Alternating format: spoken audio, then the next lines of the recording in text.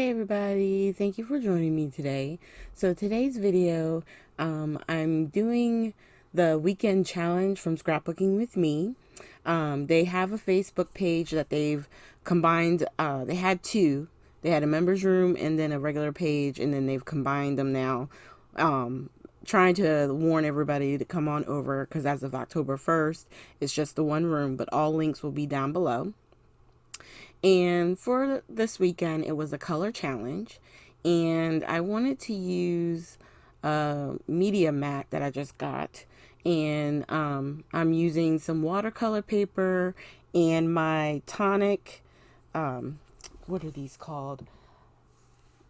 The shimmer powders. Okay, they work like the Ken Oliver powders, where you put them down on the project and you add water, and it creates these really beautiful backgrounds. And they actually have just a natural shimmer in them. And when I saw the picture, which I will try and make sure is added into the corner so that you guys can see it as we're working on it, I chose this color because it seemed the most like one of the light, like bluish green colors in it. And by the end, when it's fully dry, I probably shouldn't have done this second round of color because I think it made it super dark, or more dark than I wanted it to be initially. But I still love how they turned out. So I'm just tapping the powder on and then spraying with the water bottle. And I will say, I think probably the best way to use these is like in a box of some sort that you create for like doing your splatters. I actually have a splat box. I could have used it. I should have probably used it instead of just having it open because these powders get everywhere. I found that when I used the Ken Oliver ones. I actually wound up getting from the boutique years ago when they were actually selling on Facebook. So, yeah, if you have any of these powders, a little goes a long way. If you don't want to use them with water, then I suggest getting like some embossing paste, putting a little bit of the powder in there, mixing it up, and then you can always add it to your project using a stencil. It could be a lot of fun. So I'm just heat drying, using the heat tool to dry the pages as much as I can so I can kind of lay them off to the side.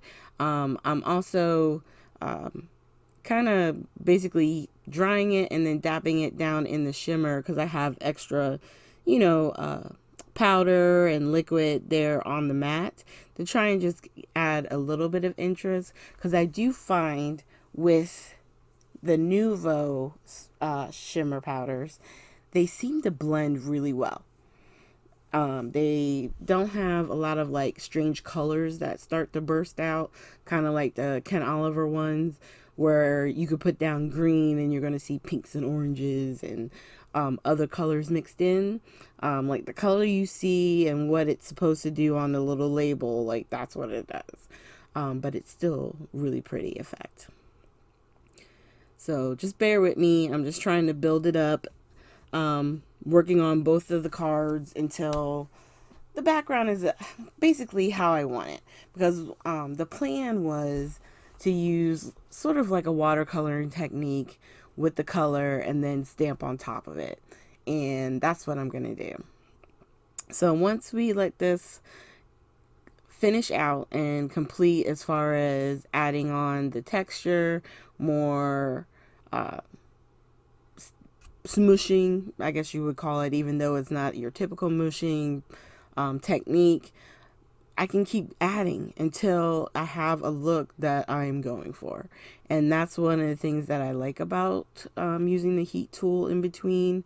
And then what I'm going to do is clean up my mat and then come back. And what I've done is I've cut the paper down to 4 by 5 1/4, and I arranged my stamps on my page how I wanted it done and picked it up using my window from the Misty tool. Now normally you get really good coverage with the Versa Fine inks. On this one, I'm using this, I think it's Vintage Sepia, because I thought it had more of that orangey brownish color or tint to it. I wound up having to stamp this like 3 times because, one, it's on watercolor paper and I wasn't thinking. 2, they were new stamps, so they really weren't conditioned. So the first time I stamped, it really didn't do much of nothing. And thirdly is I wanted a solid brown. But I didn't realize as I was doing it, it was creating a darker brown than I had intended. So with the Versa Mark though, one of the benefits is that it stays wet longer than your dye inks, so it allows me to be able to pour on this clear embossing powder and it's sticking to the actual sepia that we put down. And so it's going to lock in the color and it's going to make it so that none of the ink gets smeared, which is a win-win. So we're going to cover that up and close up the container. And then I'm going to try and heat emboss this without warping the paper any further, which is at this point practically impossible because it's already warped from all the watercoloring. It's flattening out a little bit, you know, from being pressed down and stuff like that with the Misty, but it's still warped. And I already at this point knew I probably was going to give it some dimension using the foam tape. But I keep trying to heat it a little bit from the back and then hit it from the front so that way it wouldn't take long for the heat tool to melt everything. And then I'm just making sure all the pieces are melted. And then we're going to clean those stamps off and stamp one more time on the second panel we have. And I thought about going around the edges, you know, like using the same ink and going around the edge. Oh, I'm trying to show you guys the color. See, it wound up getting so dark, but I think it has that rusty tone to that vintage sepia if I had been able to stamp it once and maybe do the clear embossing then, because it wouldn't have been so dark of a color. But I'm not mad at it. I'm really not, because there's always shadow. They may not have a strip of it, but I'm going to go with it. We're just going to call that the dark brown shadow that is not represented. So I'm cleaning off the stamps and I removed the sentiment, the Welcome Autumn, because I knew I wanted to use some pre-stamped sentiments that I did the other day in my video. And I just wanted to, you know, make sure the leaves themselves didn't move. So that way when I put my stamp in my base, my project, that it would stamp where I want it. So now I'm treating the paper using my anti-static EK Success powder tool. Sorry about that. And then I'm going to grab the Versamark ink. I was trying to find my... I'm always losing these magnets. If they're not sticking together when they're not supposed to, I'm misplacing, putting it down somewhere and I can't find it. Alright, so I'm just verifying my placement, making sure everything's good, nothing's in the way. I'm going to move my little marker, that way I'm definitely clear. And I'm going to go ahead and hit it again. And then I'll grab the Versamark ink. And on this time, I'm going to heat emboss in gold. And I'm going to do that because of the golden brown, more golden color next to that rust that I was looking at in the color challenge image. So we're going to press down. And having the magnets on where you want them, where they can actually hold it down, is awesome because remember, like I was telling you, my stamps are still new. So as I'm inking them up, I knew I was going to have to stamp it twice. And I'm glad I moved the magnet when I did, because it allows me to be able to do that and know my sheet didn't move. It's not going to look all wonky and weird. And then after pressing down really, really well, I'm going to go ahead and pull that out and pour over the gold embossing powder. And I had a gold embossing powder from Nuvo. I need to get a replacement one, because I mean, I used it until it was definitely empty. But it had actually, it looked like it was more like a chunky glitter. I need to get some of that. But this one is really pretty as well. So we're just going to hit it up real quick, making sure everything is covered.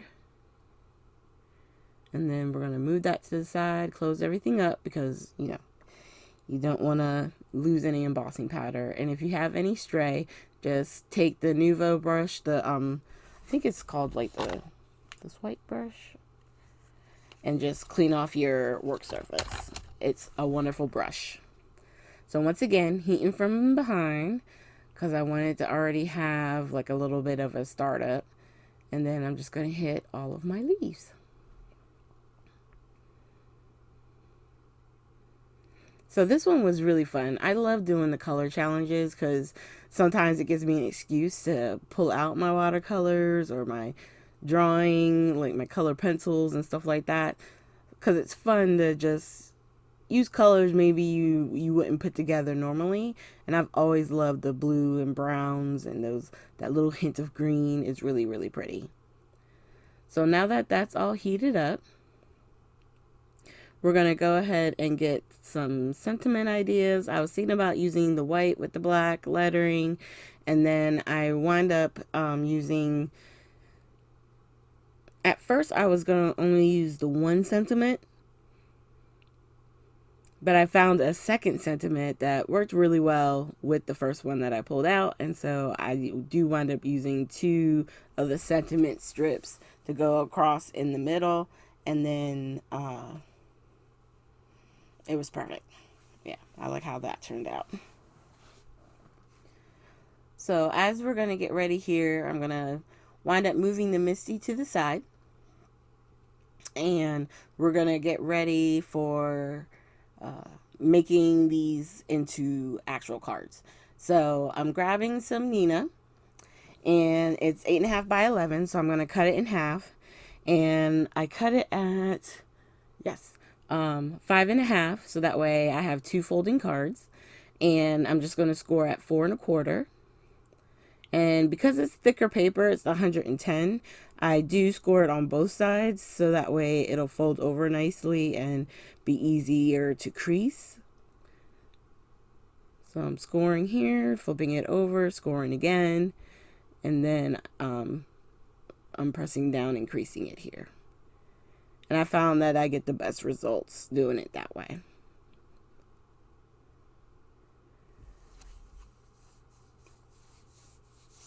So now as we put it together, I decided I wasn't going to put a mat underneath of it, and I was actually going to use the ATG tape. And then I thought, you know what, this is so warped, it's going to really work better using the foam tape, and the foam tape won't take as long. Because the one card is basically, it's done. Once I stamped everything and heat embossed, it was complete. It just had to be attached to the card front. So I'm just taking my roll of foam tape, and I'm putting strips along the back, and that's going to help for, you know, keeping everything nice and even.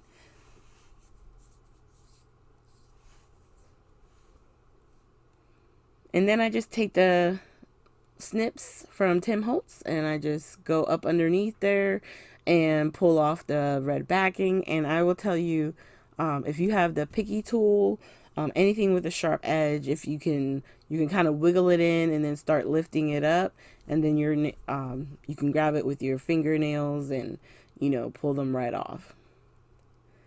And now we're going to make this as even as possible, and then put that down on the card front, and boom, that card is technically, it can be done there. I'm going to go ahead and do the same thing with the second one. And while I was doing the second one, I started thinking about ways to embellish. And I keep on my desk these clear sequins. These are from, I think it's Pretty Pink Posh. And it's called the Spring Mix. Sparkling clear mix, excuse me. And whenever I really want to use sequins, but I don't want to have to search for a color or anything like that, I use these clear ones because you can see through them, and obviously whatever color is the color that's behind it.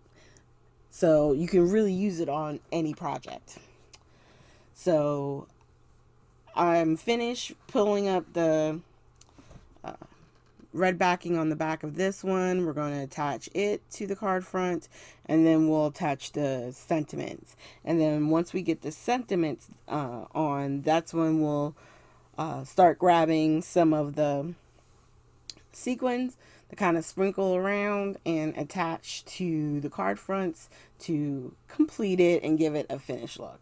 You really could just leave it with adding the sentiments. I think even with the embossing one, it's just really a nice simple card, and it can be a thank you card, a thinking of you, it can be birthday, it could be just a note, it could be whatever you want this card to be, because it's just really pretty fall leaves in whatever color or embossing you decide to do.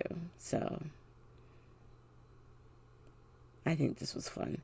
And whenever I'm working on something, I want to make sure it's straight. I will hold it up and kind of look on it straight on,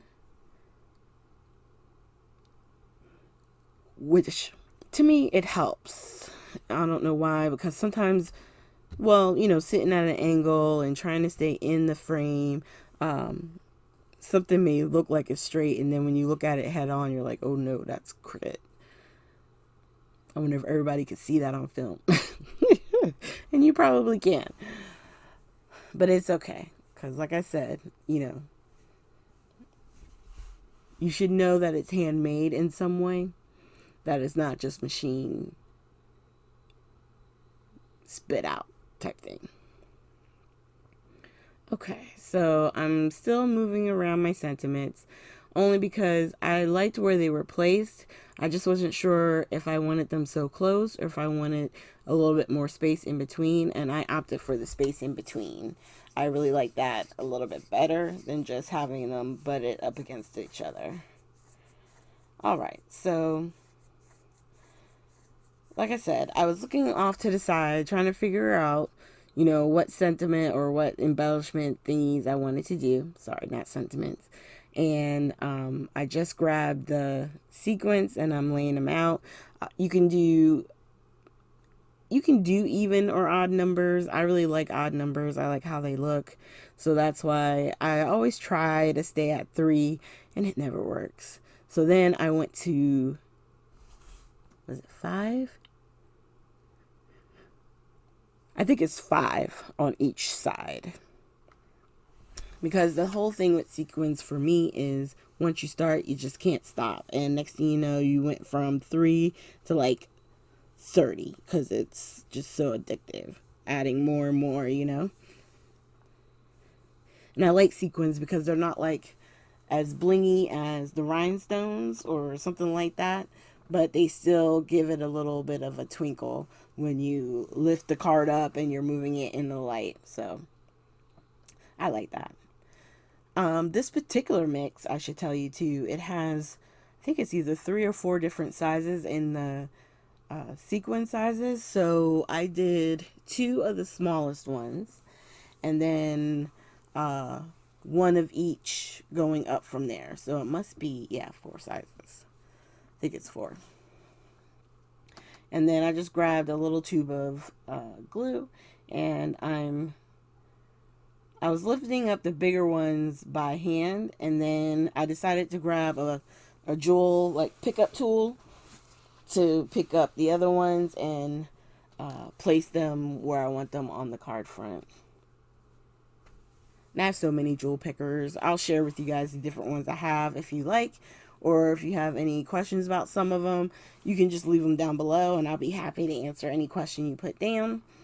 But yeah, so, and what I like about this particular one is it has the one side to pick up, and then the other side has the sort of like a pokey tool element. So you can use that to help hold the sequin down while the glue dries. So we're just going to go ahead and do the same thing with this one. And really and truly, the cards are done. So I'd like to say thank you guys for joining me today. If you're interested in being challenged, we have daily challenges during the week. And then on the weekend, we have a challenge that goes from basically Friday to Sunday night, midnight.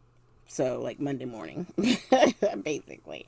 And we would love for all of you to participate with us, share your projects. And there's so many things you can do with something like the color challenge. It doesn't have to be a card or a layout. If you like to make things, DIY projects, gifts for people, whatever it may be, just, try and incorporate the color, if it's the color scheme or the color weekend challenge, or if it's a sketch and you want to use a card instead of a layout, it's free to use and be inspired. And I just thank you guys for sticking around, watching my video. Please hit the like, subscribe, and share button. And just remember the links for scrapbookingwithme.com is down below, as well as the Facebook page. And if you go onto the website and purchase, please use my coupon code, which is TT15, and you can get an extra 15% off on anything that's not already on sale. And I think you guys will have fun with this technique, using the different colors, the color burst, and the stamping on top. Definitely take a look at those. Thanks again, and have a great day.